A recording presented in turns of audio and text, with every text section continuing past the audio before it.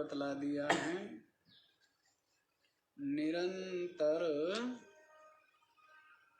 अपनी चिदात्मा का ध्यान करते हुए। अब जो चित्त है, जो ये अहंकार अपने में पाले रहता है कि सब कुछ मैं करता हूँ, सबको प्रेरणा मैं देता हूँ और सब कुछ मैं करता हूँ और मैं हूँ, क्या करता रहता है? मैं बुद्धिमान हूँ, हाँ? मैं ये ऐसा हूँ, मैं वैसा हूँ। तो ये जो परिच्छिन्न अहम और चित्त है, ये इसी में कर्तृत्व भोक्तृत्व है। अब इसको प्रथम तो अत्यंत विशुद्ध कर लिया है, आशा तृष्णा कामना वासना आदि से रहित कर लिया है। और फिर ऐसा चित्त निरंतर जो विवेक वैराग्य संपन्न है, निरंतर आत्म ध्यान परायण है, आत्मचिंतन में लगा हुआ है। और क्या देखता है कि मैं स्वयं ज्योति अशेष साक्षी सर्व अधिष्ठान सच्चिदानंद ब्रह्म निर्विकार निराकार। इस प्रकार निरंतर जो चिंतन में लगा हुआ है, ऐसा चित्त तदाकार हो करके अपने आप को क्या देखता है? अपने आप को पूर्ण ब्रह्म ही अनुभव करता है। क्या करता है साधक? अपने आप को पूर्ण ब्रह्म ही अनुभव करता है। और ये जो संपूर्ण उपाधि है, अज्ञान कल्पित देह इंद्रिया प्राण मन बुद्धि अहंकार आदि, ये सब की सब क्या है? कल्पित है। इनमें से अहमता ममता को छोड़कर, इनमें क्या है? अहमता ममता करके ही बंधन को प्राप्त हो गया है। और अहमता ममता छोड़ दे तो नित्य मुक्त ही है। इनमें अहमता ममता करके ही जो निर्बंध ब्रह्म है वो जीव भाव को प्राप्त हो जाता है। ब्रह्म क्या हो जाता है? जीव हो जाता है।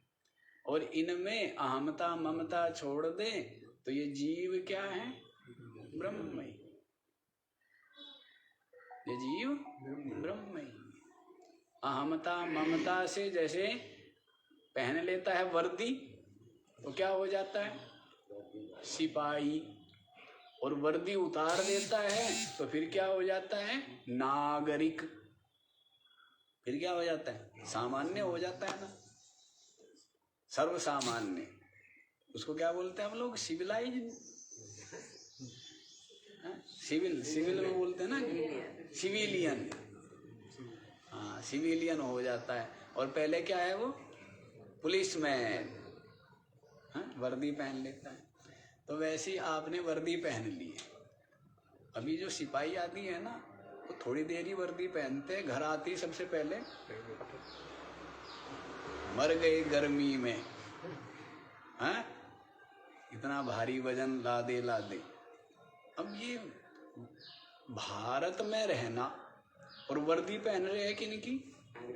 अंग्रेजों की बना हुई वर्दी। अरे भारत में तो भारत की वर्दी पहननी चाहिए ना। तो उनके लिए कैसे कपड़े होने चाहिए? सूती कपड़े होने चाहिए, है ना, पतले होने चाहिए। अब वो इतने मोटे मोटे, यहाँ लोग पहनेंगे कोट, पैंट के ऊपर क्या पहनते हैं? अभी कोट किनको पहनना चाहिए? कोट टाई आदि उनके ही पहनना मजबूरी है क्योंकि ठंड है। अब यहाँ वाले उनकी देखा देखी, यदि टाई नहीं लगाएंगे तो अच्छा नहीं मानेंगे, लोग सभ्य नहीं मानेंगे, तो उनकी नकल करते हैं। तो वैसे ही सिपाही वर्दी उतार के फेंकते हैं ना, तो आप भी फेंक दो। आप हो तो ब्रह्म, हो तो आप चेतन, और वर्दी किसकी पहन ली? अंग्रेजों वाली। अंग्रेजों वाली मतलब परदेश में आ गए ना। ये शरीर अपना देश नहीं है, ये इंद्रिया प्राण अंतःकरण अपना देश नहीं है। अपना देश क्या है? अपना देश सच्चिदानंद ब्रह्म, यही क्या है? अपना देश है, जिसको श्री कृष्ण कह रहे हैं यद गत्वा न निवर्तन्ते तद्धाम परमं मम। जहाँ पर जाकर के लौटना नहीं पड़ता है वह मेरा परम धाम है। तो कहीं लोक परलोक में कहीं लटक रहा होगा, अरे वो परम धाम क्या है? अपनी आत्मा ही, अपनी आत्मा ही क्या है? वही परम धाम है, वही अपना देश है। अब देश कह दो, धाम कह दो, एक ही बात है। तो आप क्या कर रहे हैं? परदेश में भटक रहे। परदेश में अभी तक किसी को सम्मान मिलता है? हाँ? दूसरों के घरों में किसी को सम्मान मिलता है क्या? यदि वहीं पर जाके बस गए तो जब तक मेहमान हो तो थोड़ा बहुत सम्मान मिल भी जाएगा, और परदेश में जाकर के बस गए तो, या दूसरे के घर में जाके बस गए तो सम्मान नहीं मिलेगा। तो वैसे ही ये जो शरीर आदि है, अनात्मा, ये सब परदेश है, और अपना देश सच्चिदानंद ब्रह्म में। तो ऐसे साक्षी भाव में प्रतिष्ठित रहो, साक्षी भाव में प्रतिष्ठित रहो, और यथा योग्य जगत का व्यवहार कर लो। वो भी इसलिए कह रहा हूँ क्योंकि जगत को आप बुद्धि में इतना महत्व दिए रहते हैं कि आपने ही इसको चला रहे हो। इस पृथ्वी को भी आपने संभाला हुआ है, ये हवा भी आप चला रहे हो, सूर्य में जा कर के सुबह सुबह तेल डाल के आते हो, है ना? नहीं, कौन डाल के आता है तेल? कुछ तो कुछ डाल के आते होंगे आप लोग, ऐसे तो नहीं है। सूर्य में जाके रोज तेल डालना पड़ता है, हाँ? और पृथ्वी को घुमा रहे हैं हम, टकरा ना जाए ये सब ग्रह आपस में, तो ये भी सब व्यवस्था हमने किया हुआ है। आप लोगों ने, मैंने नहीं किया, आप लोगों ने किया है, ठीक है? और भी बहुत कुछ किया। ये हवा आप चला रहे हो, हैं? इतने जो फल पक रहे हैं, पौधे बढ़ रहे हैं, अंकुरित हो रहे हैं, वो जा करके एक एक जो बीज है उसको फोड़ रहे हो, जिससे कि कितना काम कर रहे हो आप? कर रहे हो कुछ भी नहीं कर रहे हो। तो इतना महत्व क्यों देते हैं?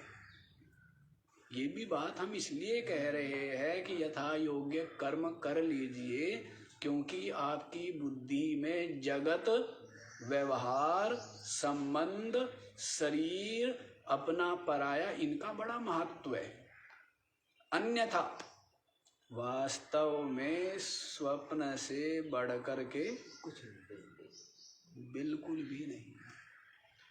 ऐसा ही बुद्धि में साधक को निश्चय करना चाहिए कि संपूर्ण दृश्य जगत स्वप्न के समान मिथ्या ही है। सम्मुख कोई उपस्थिति परिस्थिति उपस्थित हो, यथा योग्य व्रत ले, बहुत ज्यादा आगे बहुत ज्यादा पीछे की ना सोचे। जैसी परिस्थिति आ गई है, सर्दी आ गई है, कंबल पड़ा है, ओढ़ लीजिए। सर्दी है, धूप आ गई है, सर्दी में ठिठुरने का कोई अर्थ नहीं है, धूप में आ जाइए। जैसी परिस्थिति, मतलब स्वाभाविक रूप से परिस्थिति बने, यथा योग्य व्रत ले, बहुत आगे भविष्य की और भूतकाल की बातें सोचने विचारने का कोई अर्थ नहीं। व्रत ले। बहुत से लोगों ने यहाँ पर जीवन भर के लिए व्यवस्थाएं जुटाई हुई है, और बहुत से लोगों के पास ऐसे है कि शाम की भी नहीं है। तो क्या वो भूखे मर रहे हैं क्या? वो भूखे मर रहे हैं? जिसने जीवन भर के लिए व्यवस्थाएं जुटाई हुई है, यदि उनके प्रारब्ध में भूखा मरना है तो मरना पड़ जाता है भूखा। शाम को भोजन तैयार किया, सब कुछ किया, अचानक किसी ने बुला लिया, कहीं जाना पड़ गया या वो गिर गया, कुछ भी। एक समय भूखा रहने का प्रारब्ध होगा तो एक समय भूखा रहेगा, 2 समय भूखे रहने का प्रारब्ध होगा। माल सब कुछ पड़ा हुआ है, खाने पीने के राशन की कोई कमी नहीं है, लेकिन 2 समय यदि भूखे रहने का प्रारब्ध होगा तो 2 समय रहेगा, और 3 समय रहना होगा तो 3 समय रहेगा, और 10 दिन भूखे रहने का प्रारब्ध होगा तो 10 दिन भूखा रहेगा। कई बीमारी हो गई है, मुख में छाले हो गए हैं, जीभ पर छाले हो गए हैं, गले में कैंसर हो गया है, और ये हो गया है, वो हो गया है। जो शरीर का प्रारब्ध होगा, राशन है सब गले से नीचे नहीं होता। और किसी किसी के पास शाम की भी व्यवस्था नहीं है, लेकिन उनके पास अव्यक्त से क्या आ जाती है, थाली सज करके आ जाती है। हाँ? जैसे महात्माओं के पास क्या होती है, अव्यक्त से, है ना, अव्यक्त से चले आए अवधू हम, अव्यक्त से चले आए, ऐसे करके बोलते हैं। तो कहीं से भी आ जाती है, कहने का भाव क्या है, कहीं से भी आ जाती है साधु को थाली, नहीं तो ज्यादा ऐसे चिंतन वाली बात नहीं है। तो प्रारब्ध से सब चल रहा है, कम प्रयत्न में अधिक पा जा रहे हैं लोग, बहुत प्रयत्न में कम भी नहीं प्राप्त कर पा रहे। ये सब प्रारब्ध है, अपने प्रारब्ध कर्म। तो इसलिए यथा योग्य व्रत ले और ज्यादा जगत को महत्व नहीं दे, क्योंकि आप नहीं थे तब भी अपनी गति से चल रहा था।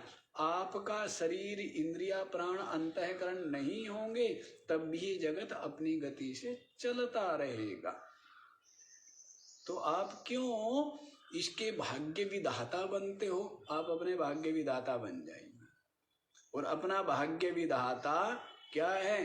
अपने सम्यक यथार्थ स्वरूप को जान लेना, केवल यही लाभ है, और कोई लाभ नहीं। मैंने जी देश विदेश गया, अरबों खरबों की संपदा एकत्रित की, कोई अर्थ, कोई लाभ? लाभ केवल एक। छोटे छोटे लाभ हम गिना देते हैं कि आपका चित्त निर्मल हो जाए, वासना रहित हो जाए, राग रहित हो जाए, तो ये एक लाभ है, ये भी लाभ है, बड़ा लाभ है। लेकिन परम लाभ क्या है?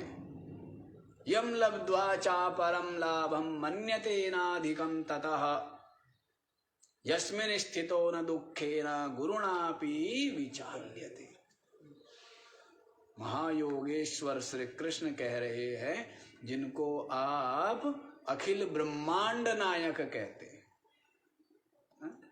क्या कहते हो? हाँ, वो आप जानते होंगे, अखिल ब्रह्मांड आपको पता होगा। तो अखिल ब्रह्मांड नायक योगेश्वर श्री कृष्ण क्या कहते हैं? उनसे पूछा, महाराज परम लाभ क्या है? कहने लगे आत्म लाभ ही परम लाभ है। क्या कहने लगे? यम आत्मानं लब्ध्वा अपरम लाभम ना अधिकम मन्यते। अपनी आत्म प्राप्ति से बढ़कर के साधक अन्य लाभ नहीं मानता है।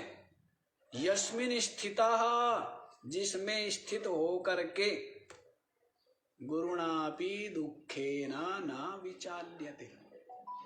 क्या?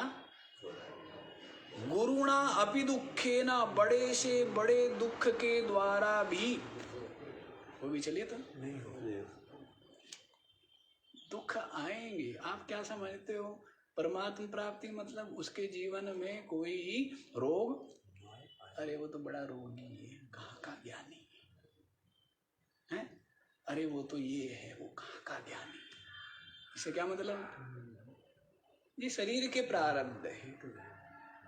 तो गुरुणापि दुःखेन न विचाल्यते, बड़े से बड़े दुख से भी वो विचलित नहीं होता है। यथा प्रारब्ध, ये जो उपाधियां है, और दुख आगे किसके माथे पड़ता है?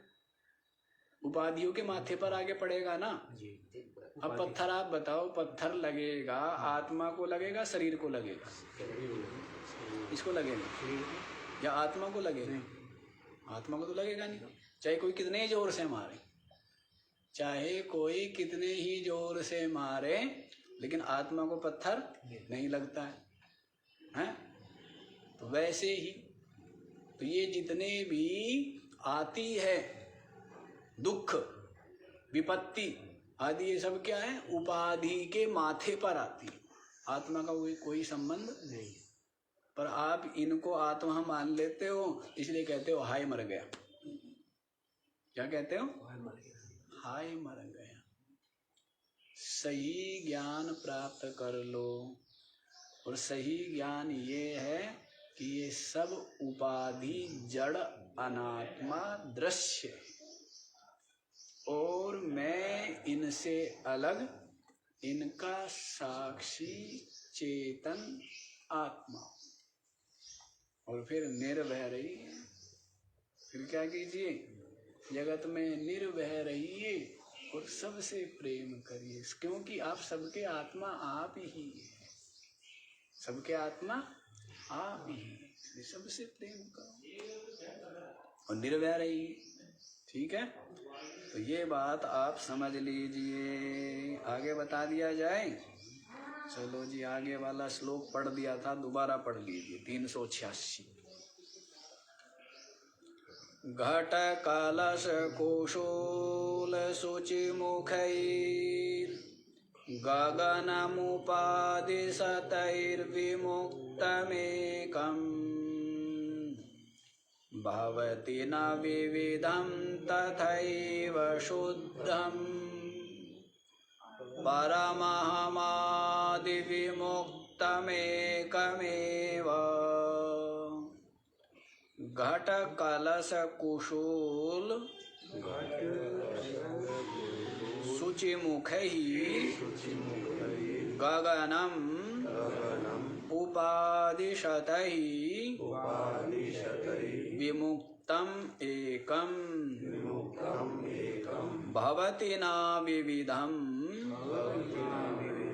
तथा एव शुद्धम् परम अहमादि विमुक्तम् एकमेव। घट कलश कुशूल शुचि मुखैः, क्या बोला है? घड़ा, कलश है, और कुशूल। कुशूल जो बोलते हैं, कहते हैं अनाज रखने के जो कोठे बनाते थे उनको बोल देते हैं, है ना, उनको कुशूल बोल देते हैं। शुचि, सुई, आदि, मुखई आदि, जो उपाधियां हैं, ये शतई उपाधि गगनम, ये सब क्या है? आकाश में सैकड़ों उपाधियां खड़ी हो जाती है। ये सब की सब किसमें है? आकाश में। सबका घड़ा कहाँ रखा है? आकाश में। और कलश कहाँ है? आकाश में। कुशूल कहाँ रखा हुआ है? सुई कहाँ रखी है? सब कुछ आकाश में। सब कुछ किसमें है? आकाश। ये पृथ्वी कहाँ है? आकाश में है। ये मेज कुर्सी यदि खाली जगह ना हो तो रखे जा सकते हैं क्या? सब कुछ कहाँ रखा हुआ है? आकाश में। तो कहते हैं उपाधि सतई गगनम, ये जो सैकड़ों उपाधियां है, सैकड़ों, लाखों, करोड़ों, अरबों, खरबों जितनी भी उपाधियां हैं ये सब की सब क्या है? गगनम। गगन में उपाधि है, लेकिन गगन जो है एकम विमुक्तम, इनसे इन सब से क्या है? विमुक्त है। दूसरा एक। उपाधि कितनी? और उन अनेकों उपाधियों से, उपाधि किस में? आकाश में। उपाधि किस में? आकाश में। और नाम का व्यवहार क्या होता है? घटाकाश, कलशाकाश, कुशूलाकाश, मठाकाश है। व्यवहार क्या हो रहा है ना? कितने आकाश हो गए? कहने के लिए, व्यवहार के लिए, नाम के लिए कितने आकाश हो गए? अरे नाम आदि व्यवहार के लिए ही तो है ना? जैसे किसी के 3 पुत्र हो तो उनके नाम रख दिए, अन्यथा पुत्र किसके? उसी के हैं। और सबके सब पुत्र हाड़मांस के ही है? लेकिन व्यवहार के लिए क्या रखना पड़ेगा? नाम रखना पड़ गया, जबकि नाम कल्पित है। और आदमी का नाम में कितना आग्रह हो जाता है। उसने मेरे को गाली दी, उसने मेरे एक नाम को श्री तो लगाया ही नहीं है? हमारे नाम के सामने श्री श्री तो लगा ही नहीं है। अभी नाम कल्पित है, कुछ और नाम से बुलाने लग गए तो वो नाम हो जाता है। माना हुआ ही तो है। नाम कौन सा सच्चा है? कोई सच्चा नहीं है, लेकिन नाम का कितना वो हो जाता है। तो व्यवहार के लिए है नाम। अब कोई घड़ा कहता है, उसी घड़े को कुछ लोग मटका कहेंगे, कुछ लोग और कुछ कहेंगे, तो नाम तो रखे हुए व्यवहार के लिए, इससे अधिक कुछ भी नहीं। तो जितने भी अब आकाश में कह रहे, घटाकाश, मठाकाश, सूच्याकाश, कुशूलाकाश, कलशाकाश, ये जितने भी नाम सब में क्या है? आकाश है। लेकिन वास्तव में आकाश कितने हैं? एक ही। आकाश क्या है? एक ही, व्यापक है, महाकाश। तो इसी को बताते हैं शतई उपाधि शतई विमुक्तम गगनम। आकाश जो है इन सैकड़ों उपाधियों से क्या है? विमुक्त है, पहली बात। और दूसरी बात, अनेक नहीं है। क्या है? एक। जैसे ये भिन्न भिन्न शरीरों में जो चेतन है वो क्या है? पहले तो ये जानो, इस शरीर में रहते हुए, इन उपाधि में रहते हुए वो इनसे बिल्कुल अलग है। पहली बात तो ये। और दूसरी बात, अलग अलग दिख रहा है वास्तव में एक। समझ आई बात? क्या बताया? प्रथम तो इन देह, इंद्रिय, प्राण, अंतःकरण रूप जो उपाधियां, इन उपाधियों में रहते हुए भी वो क्या है? बिल्कुल इनसे मुक्त है। सीधी बात जान लो, मैं इनसे शरीर में रहता हूं लेकिन शरीर नहीं। इंद्रिया, प्राण, मन, बुद्धि में रहता हूं लेकिन इंद्रिया, प्राण, मन, बुद्धि नहीं हूं। इनसे अलग हूं, इनसे अलग हूं। पहली बात, विमुक्त हूं। ये जान लो कि मैं क्या हूं? विमुक्त हूं, साक्षी हूं, जिसको बारंबार हम क्या बोलते हैं? साक्षी। दूसरा, प्रत्येक उपाधि में क्या दिख रहा है? भिन्न भिन्न दिख रहा है, अनेक दिख रहा है, अनेक नहीं है।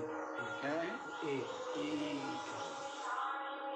अब कुछ लोग ये भी आग्रह रखते, एक मानते, अनेक मानते हैं, अपनी अपनी युक्तियां देते हैं। अब देखो, एक हो अनेक हो, इस एक अनेक और इसके भेदों को जानने वाला जो मन है वो मन तो रहता नहीं है। अब आप उसको जबरदस्ती एक का घमंड करो या अनेक का घमंड करो, हैं? ये सारे भेदों को जानने वाला कौन है? अंतःकरणी है ना, मन बुद्धि। सुसुप्ति में आप सोए थे, जब सोने लगे कमरे में 10 लोग सोए, और जब सो गए तब कितने थे? जब सो गए तब कितने थे? बस एक ही अद्वैत है ना, केवल है। या तब भी है, तब भी 10 लोग हैं, तब 10 बस कुछ नहीं है, बस अद्वैत है। तो क्यों? क्योंकि ये सारे भेदों को जानने वाला तो ये मन ही है ना, ये रहा ही नहीं है।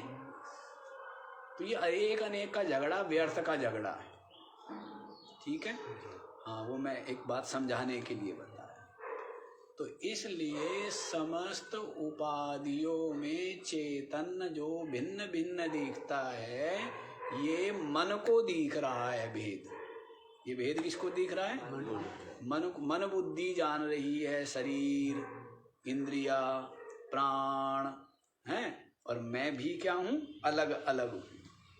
जब इससे परे आप हटे, ऊपर उठे, तब आप जानेंगे चेतन तो एक ही है। मन अलग अलग है, बुद्धि अलग अलग है, इंद्रिया अलग अलग है, प्राण अलग अलग है, और ये शरीर अलग अलग है।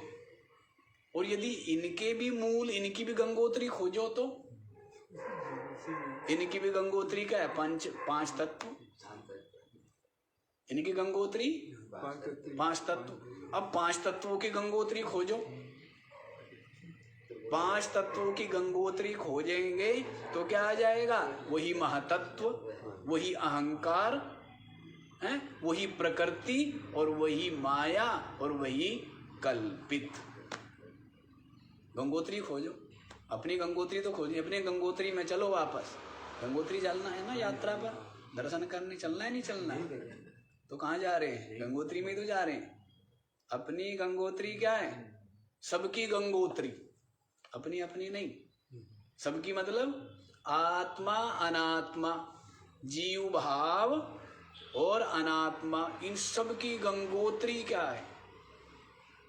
वो चेतन ही है, ब्रह्म ही है, आत्मा ही है। उसमें ही तो सब कल्पित है।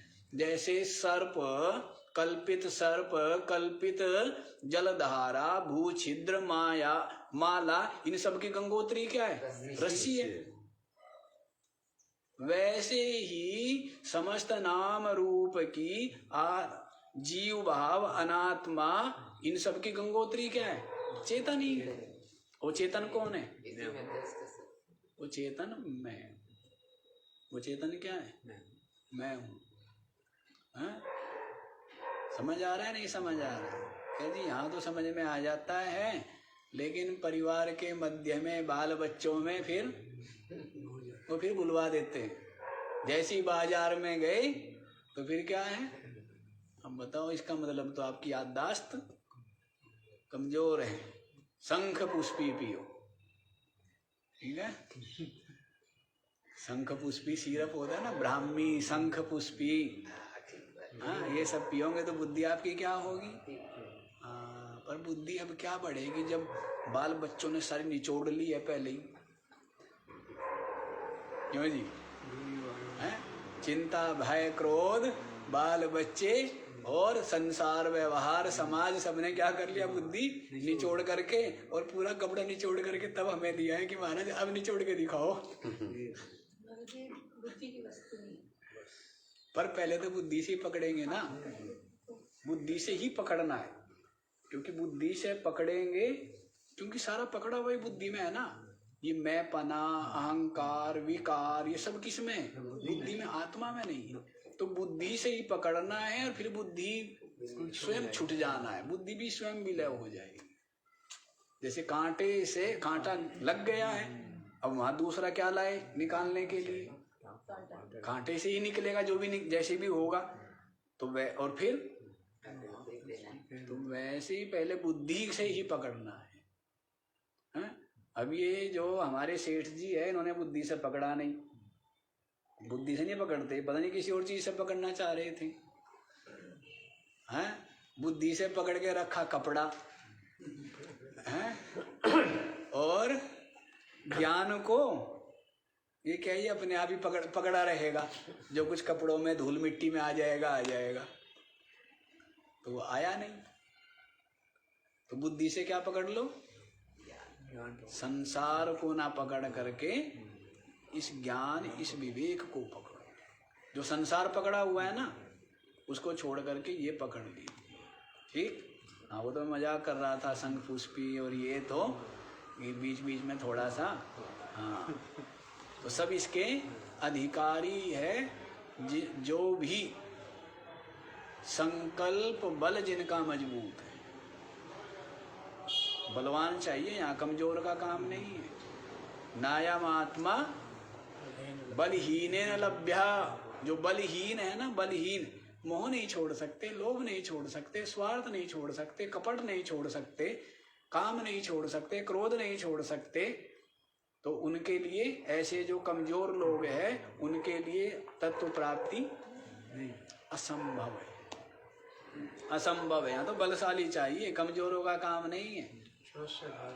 हाँ, बलशाली, बलिष्ठ है, संकल्प बल, आत्म बल वान जो है, वही क्या करेगा, वही समस्त विकारों से मुक्त होकर, संसार से अपने चित्त को हटाकर अपनी आत्मा में टिका पाएगा, ठहरा पाएगा। वही क्या, समझ आया? हाँ, तो ये समझ लीजिए।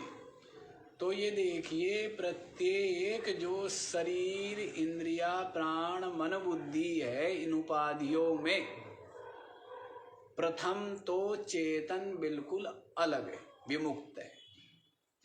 कितनी मोटी सी बात, मोटी मोटी बात बता रहा हूं।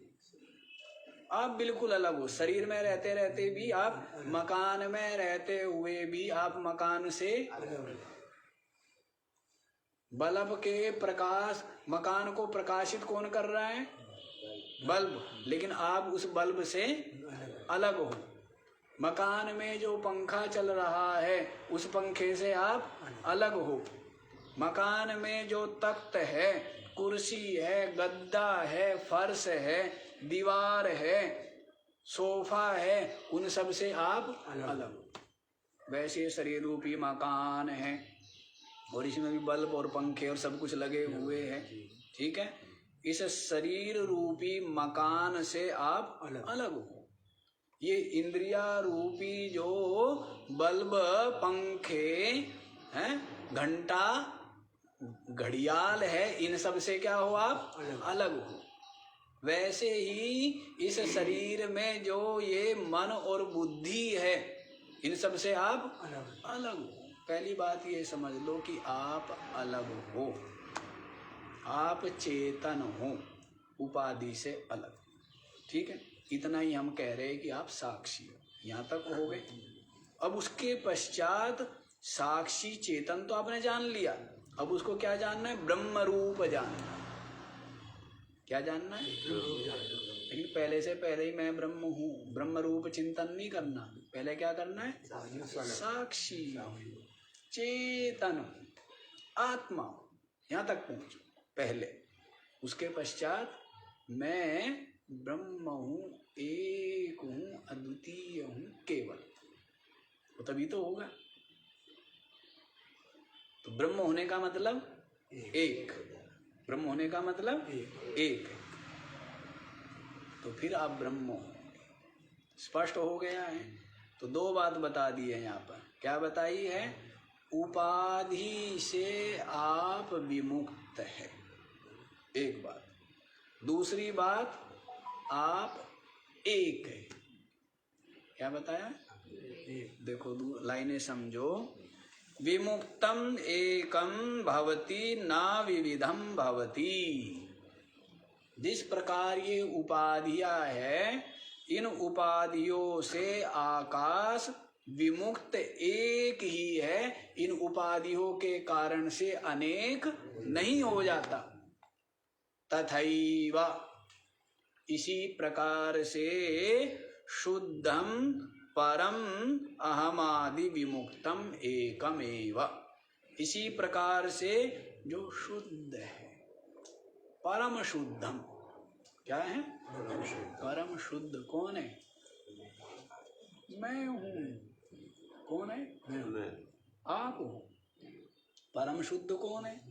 क्या महाराज मैं तो परम शुद्ध क्या कहाँ हूँ? मैं तो पापी हूँ, मैं तो लोभी हूँ, मैं तो मोही हूँ, मैं तो कामी हूँ, मैं तो क्रोधी हूँ, मैं तो अहंकारी हूँ। ये भाव जब तक आपके चित्त में ये विकार रहेंगे तो ये भाव भी रहेंगे। जब तक आपके चित्त में ये विकार होंगे तब क्या होगा? ये भाव भी होगा। लेकिन है किसमें ये? है किसमें ये? आप कहेंगे महाराज बहुत से लोग ऐसे ही करते कि मुझ में तो नहीं, आत्मा में तो नहीं है, चित्त में है। क्या करते? मेरे में नहीं है, किस में है? चित्त में है। तो फिर वो मनमाना आचरण करते हैं। तो अब आप ये बात बताइए, ऐसे मनमाना आचरण क्यों कर रहा है? क्योंकि इसका मतलब उसको उस विषय में क्या है? राग है, सुख बुद्धि है, इसीलिए वो है। तो अब आप ये बताइए, जो इतना बहिर्मुख है आत्मचिंतन कर पाएगा? आत्मा को जड़ उपाधि से अलग कर पाएगा? आत्मा की ब्रह्म रूपता का अनुभव कर पाएगा? तो ऐसे जो आधुनिक तत्वज्ञानी हैं उनसे दूरी रखना। ऐसे जो आधुनिक क्या है? हाँ, बड़े बड़े तत्ववेत्ता है आधुनिक, कि विकार छोड़ने की जरूरत नहीं है, लोभ मोह स्वार्थ आसक्ति काम क्रोध आदि छोड़ने की आवश्यकता नहीं है, बस मैं साक्षी चेतन आत्मा ब्रह्म हूं। ऐसे जो आधुनिक तत्वज्ञानी ब्रह्मज्ञानी जो लोग हैं उनको दूर से ही नमस्कार करना। जैसे हमारे मन में आता है, कभी आ गया कि मैं लोभी हूँ, फिर अंदर से एक और आवाज भी आई, हाँ तो अब लोभ किया था, वो एकदम याद है, तो फिर कैसे निजात पाए उस परिस्थिति से? तो निजात प्रैक्टिकली कैसे पाए? प्रैक्टिकली ही तो पाना है कि है तभी ये भाव आ रहा है। लोभ किया आपने, है ना? लोभ किया, क्यों किया? क्योंकि जिस भी चीज का आपने लोभ किया उसके प्रति आपकी बुद्धि में महत्व बुद्धि है, सुख बुद्धि है, इसलिए उसका आपने लोभ किया है। ठीक है, तो उनका लोभ हो रहा है तो राग बना हुआ है, राग हो गया ना। जहाँ सुख बुद्धि होती है, सुख के विषय में राग होता है, दुख के विषय में द्वेष होता है, तो राग हो गया।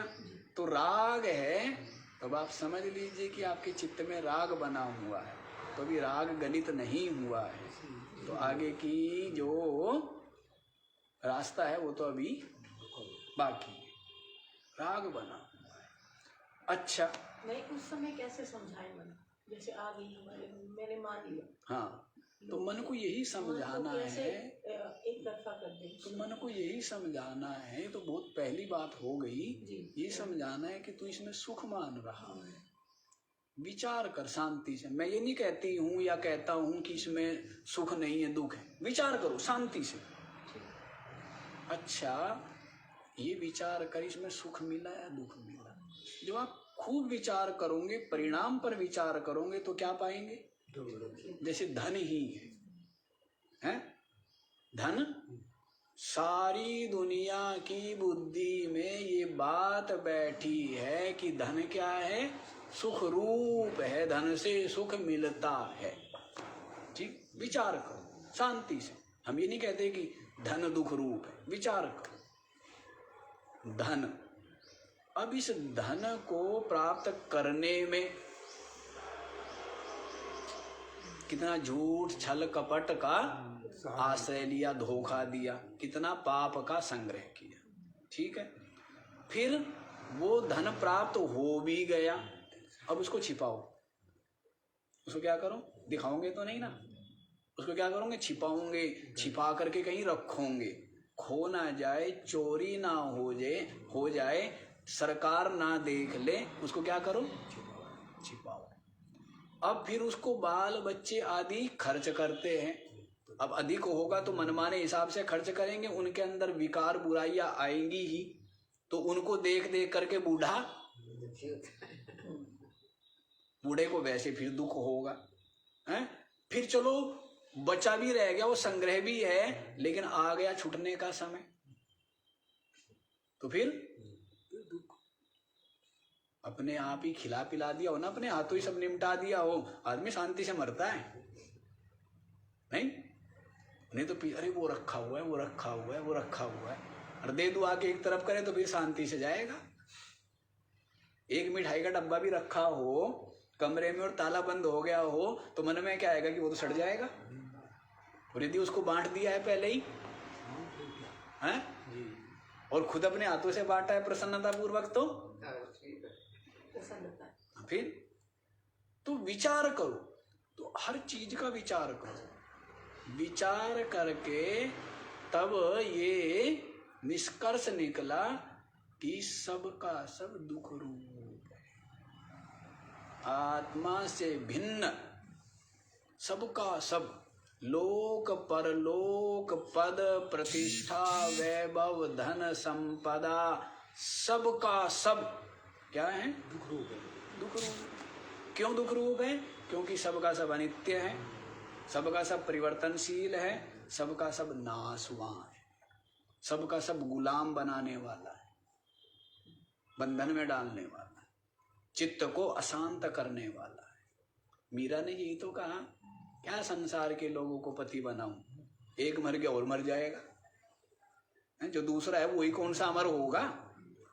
मैं पति बनाऊंगी तो ऐसे जो न कभी जन्मता न कभी,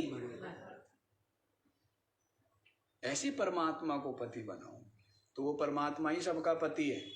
ठीक है, आप पत्नी बन जाओ। पत्नी क्या है? बुद्धि क्या है? बुद्धि तो है पत्नी, और अपनी आत्मा क्या है? अब आप देख लो, पत्नी से क्या बनना है? पति बनना है। पत्नी से क्या बन जाना है? पत्नी है बुद्धि, और बुद्धि ने जब जान लिया कि मैं तो आत्मा हूं, चेतन हूं, तो वो पत्नी क्या बन गई? पति बन गई। पति ही है ना, पति ही है। हाँ, लेकिन पिता बनना अच्छी बात, भाई बनना अच्छी बात, बेटा बनना अच्छी बात, पति बनना खतरनाक काम। मैं एक दिन विचार कर रहा था कि पिता बनना अच्छी बात है, फिर भी ठीक है, भाई बनना तो बहुत ही बढ़िया है? और बेटा बनना वो और भी अच्छा है, लेकिन पति बनना है ये खतरनाक काम है। तो पति नहीं बनना चाहिए किसी का, समझ आ रहे हैं?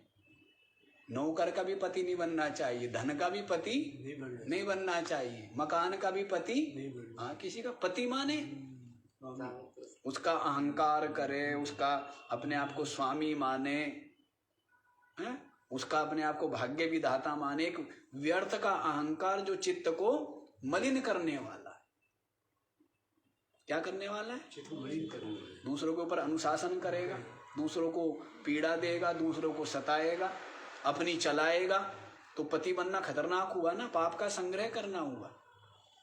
तो ऐसे किसी के मालिक नहीं बनना, मालिक बनना है तो अपने आप के मालिक बनिए।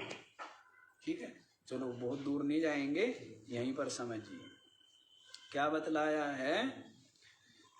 बता दिया है परम शुद्धम अहमादि विमुक्तम एकमेवा, जो परम शुद्ध आत्मा है वो अहम आदि विमुक्तम, अहंकार आदि जो उपाधियां हैं इन उपाधियों से मुक्त है, एकमेवा, एक ही।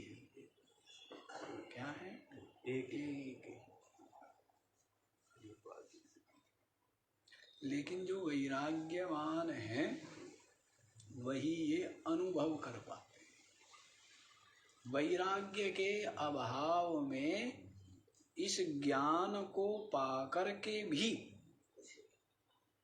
व्यक्ति तत्व का अनुभव नहीं कर पाता। भले ही इस ज्ञान के एक एक रहस्य को जानने वाला हो, लेकिन वैराग्य के अभाव में तत्व अनुभूति संभव नहीं, क्योंकि राग दृश्य में होता है, द्वैत में होता है, और ये अपनी आत्मा की अनुभूति अद्वैत रूप है ना। तो आप देख लीजिए, वैराग्य के अभाव में नहीं संभव, बहिर्मुखता ही बनी रहती है। तो जो अत्यंत वैराग्यवान है, अत्यंत वैराग्यवान कौन है? जो अत्यंत विचारवान है। बताया हुआ है हमने, पहले ही बोल दिया है, इहा मूत्र फल भोग विराग, शुरू में आया था ना। इस लोक परलोक के समस्त भोगों से जो राग गलित हो जाना, इसी का नाम क्या है? वैराग। नीचे फिर वहां पर बताया भी था विस्तार, वो छोटी परिभाषा भी दी है, बड़ी भी दी है। तद वैराग्यम जुगुप्साया दर्शन श्रवणादि भी देहादि ब्रह्म पर्यन्ते अनित्य भोग वस्तुनि, लिखा हुआ है ना, इसी में आया हुआ है। शुरू में क्या आया है? तद जुगुप्सम तद वैराग्यम जुगुप्साया दर्शन श्रवणादि भी। जितने देखे हैं, जितने सुने हैं, जितने जाने माने हैं, सबके सब विषय समुदाय से देहादि ब्रह्म पर्यन्ते, देह से लेकर के ब्रह्मलोक पर्यंत सबके सब क्या है? अनित्य भोग है। सबके सब भोग क्या है? अनित्य है। उनसे जुगुप्सा, जुगुप्सा माने घृणा, उनसे घृणा। अब आप बताइए, स्वर्ग चाहिए नहीं चाहिए? हाँ? स्वर्ग चाहिए? क्यों जी? जयप्रकाश जी, नहीं चाहिए, लेकिन दुकान तो चाहिए। हाँ? लेकिन घर तो चाहिए, लेकिन पद सम्मान तो चाहिए। तो इसका मतलब आप यदि ये कह रहे हैं कि स्वर्ग नहीं चाहिए तो झूठी बात है। गहन विचार करो। संसारियों से भी मैं पूछूंगा ना किसी से, स्वर्ग चाहिए क्या? उन्होंने भी सुन रखा होगा कि नहीं स्वर्ग तो ऐसा है, कोई लाभ नहीं है। वे भी कहेंगे नहीं चाहिए। और यहाँ पर एक एक इंच के लिए और दो दो पैसे के लिए क्या कर रहे हैं? और एक एक मिठाई के टुकड़े के लिए तो वो झूठ बोल रहे हैं, उनको खुद नहीं पता बेचारों को। जो एक एक मिठाई के टुकड़े, एक एक दाने हैं, एक एक इंच, एक एक कपड़ा, 10-10 रुपए, उनके लिए लोभ अपने चित्त में रख रहे हैं। और वो क्या कहते हैं? स्वर्ग मेरे को अच्छी बात है। हमें बहकाते हैं दुनिया, सारी दुनिया हमें बहकाती है। हम सारी दुनिया कहते हैं कि बहकाओ, हम तो बहकने में प्रसन्न हैं। लेकिन बहका किसको रहे? अपने आप को बहका रहे, हमें थोड़ा बहका रहे हैं। हम तो प्रसन्न होते हैं, हम तो चाहते हैं कि दुनिया हमें बहकाए। क्यों? क्योंकि हमें कोई बहका, हमें क्या बहकाएंगे? और हमें, हमारे को बहका करके किसका क्या प्रयोजन सिद्ध होने वाला है? उसका भ्रम है। हमें बहका करके किसी का कोई प्रयोजन सिद्ध होगा? जब हम तत्व को जानते हैं, जगत तत्व, जीव तत्व, ब्रह्म तत्व, तो हमारे लिए क्या छिपा हुआ है? और हमें क्या छिपे हुए को हमें क्या उगाड़ने की जरूरत है? कोई जरूरत नहीं है ना, कोई जरूरत नहीं है। तो आपको देखना है, आप ये देखो कि आप ये चाहते हो संसार में अनुकूलता बनी रहे, संसार में मान सम्मान प्रशंसा बनी रहे, और आप क्या चाहते हो कि स्वर्ग नहीं चाहिए। आप देख लीजिए, देख लीजिए, मैं साधु हूं और मेरा दिन रात केवल यही काम है और कोई काम भी नहीं है, ठीक है ना। और चित्त को बहुत बारीकी से समझना और देखने का काम ये किया है ना, और कोई काम नहीं है। तो इससे मेरे से अधिक पारंगत इन विषयों में शायद मुश्किल होगा ना, क्योंकि और कोई काम ही नहीं किया है। तो आप ये देखो, आप अपने चित्त को नहीं देख पा रहे कि आप छोटे छोटे लाभ, छोटे छोटे लोभ आपके चित्त को तरंगित कर देते। क्या कर देते? वे महात्मा धन्य है, वे महात्मा धन्य है जो अधिक लाभ, अधिक उपलब्धि प्राप्ति जिनके लिए कोई महत्व नहीं रखती, जिनके चित्त में तनिक किसी भी तरंग को जन्म नहीं दे, अप्रभावित, असंग, निर्लेप, अतरंगित, इसको कहेंगे कि चित्त में तरंग नहीं। समझ आ रहा है? घबराओ मत, रहना ही संसार में ही है, खाना दाल रोटी ही है, ठीक है। सर्दी गर्मी से बचाव के लिए वस्त्र आदि यथा प्रारब्ध मिल ही जाते हैं, उसके लिए प्रयत्न करना कोई दोष नहीं है। लेकिन इन सब का राग चित्त में रखना ये दोष है, और इन सब के लोभ से चित्त का क्या हो जाना? विक्षुब्ध हो जाना, तरंगित हो जाना। तो आप देख लीजिए, तो स्वर्ग किसी को नहीं चाहिए सारी दुनिया में। मैं क्योंकि सत्संग आदि सुन के, सदग्रंथ पढ़ के सारी दुनिया में ये बात है कि स्वर्ग नहीं चाहिए, लेकिन सबको चाहिए, ठीक है ना। अधिकतर दुनिया को क्या चाहिए? स्वर्ग आदि ही चाहिए।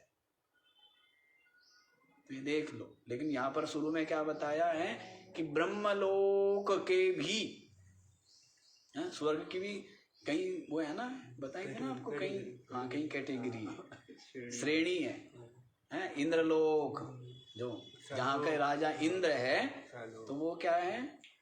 वो एक तरह से आप समझो थर्ड एसी है। और जो बृहस्पति जी महाराज का है, इंद्र के गुरु जी का, वो क्या है? वो सेकंड एसी है। और जो ब्रह्मा जी के लोक है, ब्रह्मा विष्णु शिव के, वो क्या है? वो फर्स्ट एसी है। ये स्वर्ग के ही वेद है।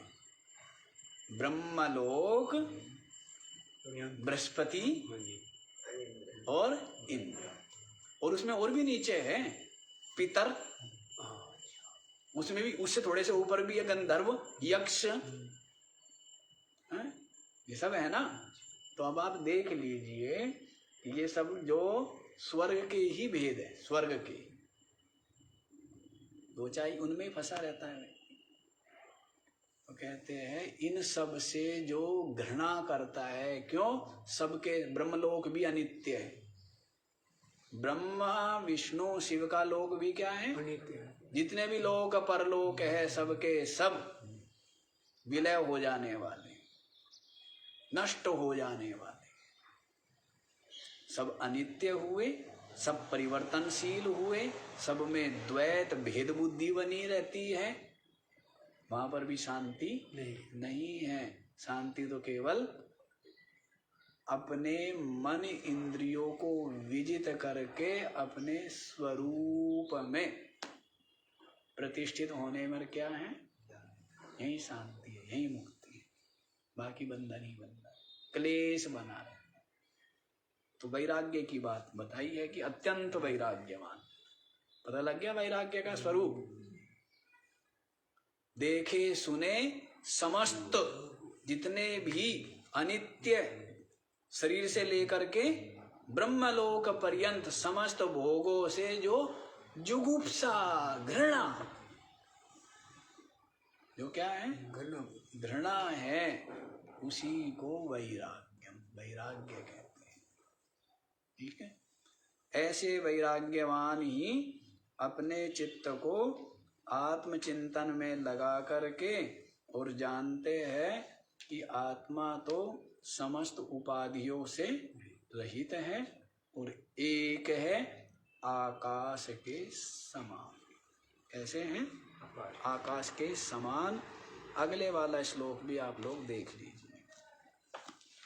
ब्रह्मादिस्तंभ पर्यंता मृषा मात्रा उपाधयः ततः पूर्णं स्वमात्मानं पश्येदेकात्मना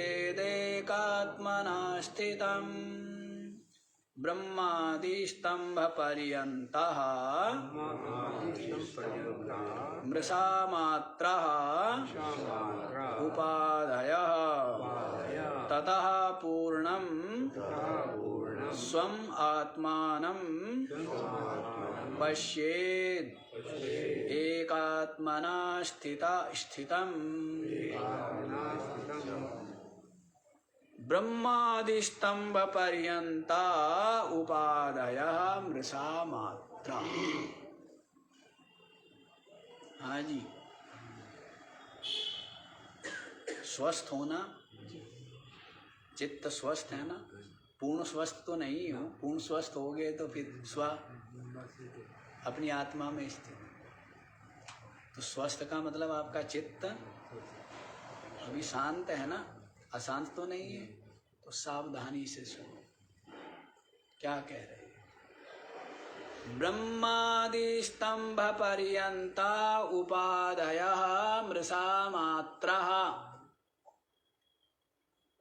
ब्रह्मा से लेकर के स्तंभ पर्यंत, स्तंभ ये जो ठूंठ है, पीलर है, जड़ है, स्तंभ पर्यंत सर्वा उपाधयः, सबकी सब उपाधियां मृषा मात्रा माने मिथ्या है।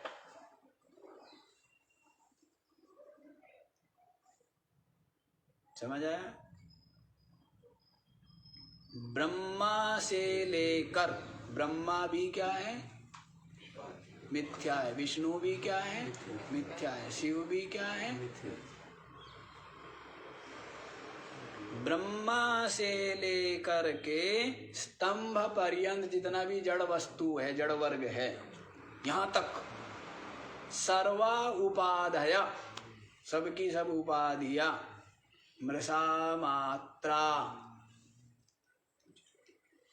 मिथ्या है, आभास मात्र है, प्रतीति मात्र है, वास्तविक नहीं है। मोह नींद में दिखने वाला स्वप्न है। जैसे स्वप्न में आकाश है, स्वप्न में सूर्य है, वृक्ष है, पहाड़ है, नदियां हैं, पृथ्वी है, लोक परलोक है। हम भजन करने बैठे थे, विष्णु प्रकट हो गए और उन्होंने क्या किया? वरदान दिया है, सब कुछ हुआ है, लेकिन नींद खुली, सब क्या है? मृषा है, मिथ्या है। वैसे ही ये संपूर्ण ब्रह्मा विष्णु शिव आदि आत्मा चेतन से भिन्न सबका सब क्या है? मिथ्या। सहजता से स्वीकार नहीं होता। मैंने पहले ही बताया था, एक आस्तिक है, एक परम आस्तिक है ना। भगवान ईश्वर है, किसी अन्य को मानना वो एक आस्तिकता है, लेकिन अपनी आत्मा को ब्रह्म रूप जानना ये परम आस्तिकता। अब ये बात कोई सुनेगा स्थूल बुद्धि वाला, वो कहेगा तो नास्तिक है, जबकि वास्तव में क्या है, ये परम आस्तिक है। एक तो केवल मंदिर में ईश्वर को मान रहा है, लोक परलोक में मान रहा है, और एक क्या जान रहा है कि एक चेतन आत्मा वही मैं हूं और मैं ब्रह्म हूं। तो उससे बड़ा आस्तिक ढूंढे मिलेगा? वो परम आस्तिक है। अब लोग समझते नहीं है, आस्तिक तो बस यही समझते हैं कि थाली में दीप लगाना, पुष्प रखना और आरती आदि करना, ये तो क्या हो गई आस्तिकता। और ये निश्चय रखना कि मैं आत्मा हूं, सच्चिदानंद ब्रह्म हूं, इससे बड़ी आस्तिकता है कोई? यही परम आस्तिकता है। इसको लोग नास्तिकता समझते हैं।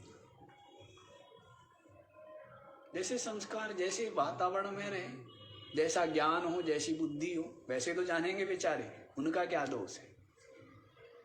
किसी का कोई दोष नहीं। समझ आया क्या बताएं? ब्रह्मा से लेकर स्तंभ पर्यंत सबकी सब उपाधियां, श्री कृष्ण इसीलिए कहते हैं मेरे को हाथ पैर वाला दुनिया जानती है, लेकिन तत्व से जानने वाले तो कश्चिन माम वेत्ति तत्वतः। तत्व से जानने वाले कितने? मुझ आंख नाक कान मुख हाथ पैर वाले को लोग मूर्ति रखेंगे, आरती करेंगे, लेकिन मेरे वास्तविक स्वरूप को नहीं जानते कि मैं तो चेतन हूं, मैं तो आत्मा हूं, मैं तो ब्रह्म हूं। शरीर को ही क्या मानते हैं? शरीर को तो दुनिया जानती है, तो मैं शरीर नहीं हूं। शरीर कहते छोड़ दिया मैंने, लो पहले ही शरीर हाड़ मांस का पुतला, पहले ही शरीर जड़, पहले ही छोड़ दिया, बाण लगा छोड़ दिया, हाड़ मांस का है। तो मैं शरीर नहीं हूं। और तत्व से जो मैं हूं वास्तव में, जो मैं वास्तव में हूं, सबका आत्मा, जो मैं वास्तव में हूं चेतन, जो मैं वास्तव में हूं ब्रह्म, मेरे वास्तविक स्वरूप को कश्चिन माम वेत्ति, कोई कोई जानता है। हाथ पैर वाला मानता है कि मेरे को तो, जैसे रमण महर्षि को लोग कहते थे ना, तो रमण महर्षि कहते हैं कि क्या मैं ये 5-6 फीट का जो शरीर है, इसी में मेरे को सीमित रखते हो क्या? मैं तो चेतन हूं, मैं ब्रह्म हूं, अद्वितीय हूं, सबका आत्मा में, चेतन हूं मैं। और ये शरीर क्या है? जड़ है। लोग शरीर को बड़ा महत्व देते हैं। आप देख रहे थे, आप सुन रहे थे, आप चल रहे थे, आप बैठे थे, आप खा रहे थे, ये सब काम, खाना पीना चलना उठना बैठना, ये सब शरीर आदि उपाधियों में है, चेतन में नहीं है। चेतन तो साक्षी मात्र, चेतन तो क्या है? साक्षी, चिन्ह मात्र, साक्षी ब्रह्म। तत्व से जानेंगे, तत्व से जानेंगे, तत्व को देखना ही परम आस्तिकता है। शरीर को देखना ये आस्तिकता नहीं है। तो देखिए, समझ आया? सर्वा उपाधयः मृषा मात्र, ब्रह्मा भी मिथ्या, विष्णु भी मिथ्या, शिव भी मिथ्या, लोक परलोक भी मिथ्या, शरीर इंद्रिया प्राण मन बुद्धि ये भी मिथ्या। सत्य क्या? चेतन, सबको जानने वाला, सबको देखने वाला, जो चेतन है वो मैं हूं, वही सत्य है। वही क्या है? सत चिद आनंद। बाकी सब मिथ्या है, मिथ्या है, घबराइए मत। ततः पूर्णं स्वमात्मानं पश्येद एकात्मना स्थितम्।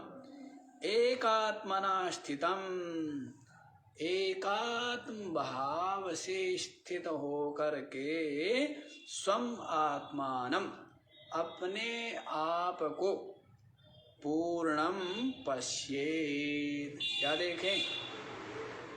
अपने आप को पूर्ण देखें, अपने आप को पूर्ण देखे, ब्रह्म देखे, ब्रह्म देखे। आप पूर्ण हैं, आप ब्रह्म हैं, साक्षी चेतन आप हैं, नित्य ही मुक्त है, नित्य मुक्त है। अष्टावक्र जी कहते हैं अधुनैव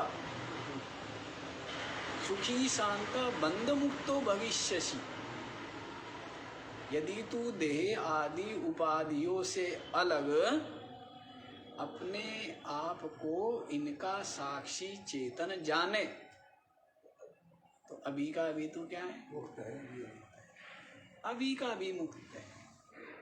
ऐसे नहीं कि वर्षों तेरे को भूखे प्यासे रहकर कहीं कंदरा, गुफा कंदरा में ध्यान लगाना पड़ेगा, ब्रह्म मुहूर्त में उठकर गंगा स्नान करना पड़ेगा, और तब जाकर के तू क्या होगा? तू मुक्त होगा। ऐसा नहीं है। अभी के अभी ये देह आदि उपाधियों से अलग अपने को साक्षी देख, चिन्ह मात्र देख, अभी के अभी मुक्त, नित्य ही मुक्त है। कभी बंधन में आया ही नहीं, कभी बंधन में आ ही नहीं सकता, कोई बंधन में डाल ही नहीं सकता। बंधन में आ गया है केवल अपने अज्ञान से, बंधन में आ गया है केवल अपने भ्रम से। इसके कल बताया था ना, किसी ईश्वर ने इसको बंधन में नहीं डाला है। यही काम रहेगा ईश्वर को, तो पहले बंधन में डालो और फिर तमाशा देखो, बढ़िया है ना। पहले बंधन में डालो और फिर क्या देखो, इनको तड़पते हुए, बिलबिलाते हुए, रोते चिल्लाते दुखी होते हुए, तब देखो बड़ा आनंद आता है ना। दयालु है, दुष्ट है, हैं?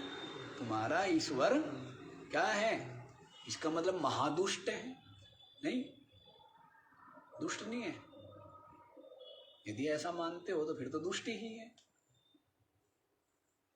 तो ऐसा नहीं है, ये अपने अज्ञान, अपने भ्रम, अपने राग के कारण ही बंधन को प्राप्त हुआ। स्वयं ही राग मोह लोभ आदि छोड़ना होगा, विकार छोड़ने होंगे, स्वयं ही भ्रम से निकलना होगा और स्वयं ही अपनी आत्मा का ज्ञान प्राप्त करना होगा। तब क्या जानेगा कि मैं तो नित्य ही मुक्त हूं, क्योंकि मैं चेतन, में बंधन में कभी आया ही नहीं, मेरा कभी जन्म हुआ ही नहीं, कोई बंधन में डाल ही नहीं सकता, निर्बंध है। अब ईश्वर कहते ईश्वर ने कर दिया। ये तो क्या है, पाप से बचाने के लिए, मन को एकाग्र करने के लिए, जो अत्यंत स्थूल बुद्धि लोग हैं उनके सामने हमने एक ईश्वर रख दिया। क्या किया? जो अत्यंत स्थूल बुद्धि वाले हैं उनके लिए क्या किया हमने? एक सामने ईश्वर बना करके रख दिया है, जिससे कि अपने मन को उसमें क्या करे, एकाग्र करें, संसार से हटाए, कुछ देर इसका ध्यान करेगा, कुछ सेवा पूजा आदि करेगा, तो उतनी देर तो मन शांत रहेगा। उसके लिए। और जो सूक्ष्म बुद्धि वाले हैं उनको ये समझा दिया जाता है जो रहस्य, जो वास्तविकता है। और वास्तविकता यही है कि आप चेतन नित्य मुक्त हैं, आप चेतन नित्य मुक्त, बंधन में कभी आए नहीं। ठीक है, ये शरीर आदि के हमारा सर्दी लगती है, गर्मी लगती है, सब ये सब उपाधियों के धर्म है। लोहा गर्म नहीं होता क्या? लोहा ठंडा नहीं होता क्या? तो उसमें कौन सा आप प्राण मान रही हो, लेकिन होता है या नहीं होता है? वैसे ही ये है, ये क्या है, ये भी सर्दी गर्मी के अनुसार ठंडा गर्म होगा ही होगा है? तो जिस बचाव जो हो सकता है वो किया जाए, और बाकी तो अधिक निश्चय तो यही किया जाए जो करना चाहिए कि मैं साक्षी चेतन हूँ। समझ आ गया ये? एकात्मना स्वम आत्मानं ततः पूर्णम पश्येत। एकात्म भाव से स्थित होकर अपने आप को पूर्णम पश्येत, पूर्ण देखे कि मैं पूर्ण। मोटा पतला रोग है, दर्द आदि सब शरीर में, मेरे में थोड़ा है। शरीर का प्रारब्ध कल बताया था ना, शरीर का प्रारब्ध, इंद्रियों का कम दिखने लगा, कम सुनने लगा, इंद्रियों का प्रारब्ध, इसका प्रारब्ध प्राणों का प्रारब्ध, भूख प्यास आदि, और ये मन का संकल्प विकल्प वाला जो मन है, कम संकल्प कम विकल्प वाला होना, ये मन का प्रारब्ध। सुखी दुखी होना, ये सब मन का प्रारब्ध। कर्ता भोक्तापना, ज्ञान अज्ञानपना, ये बुद्धि का प्रारब्ध। आत्मा का क्या संबंध?